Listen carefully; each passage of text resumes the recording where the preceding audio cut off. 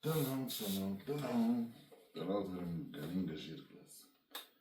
Tai yra kulinarinės žirklės, skirtos būtent paspaudi ir iš karto atsidaro.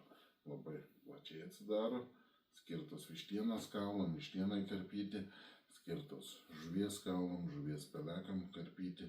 Taip pat šios žirklės labai gerai net ir popieriuką kirpo.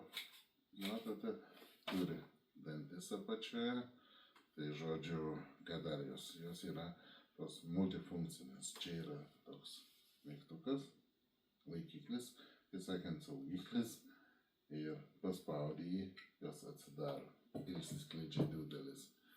Tai palieka kaip rimtas deba peilis, kai reikia kur su jėga išpjauti per kaulą, dar kur ten tarp sąnarių išpjausi, o būtent palieka toks peilis. Dar kas, šitas peilis čia turi skustuką, labai gerai skuta.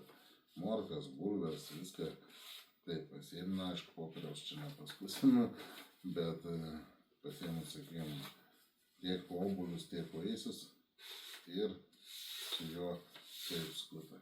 Labai aštriai, labai gerai, tiesiog pasakiškai. Bandžiau pats, labai patiko. O vis tiek, auč, pirštai greičiau lenda per popierių, nei į popierį.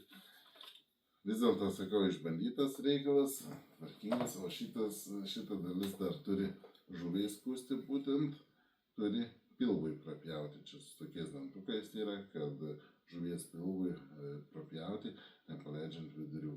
Tai žodžiu, toks reikalas ir atsidaryti dar alaus būtina.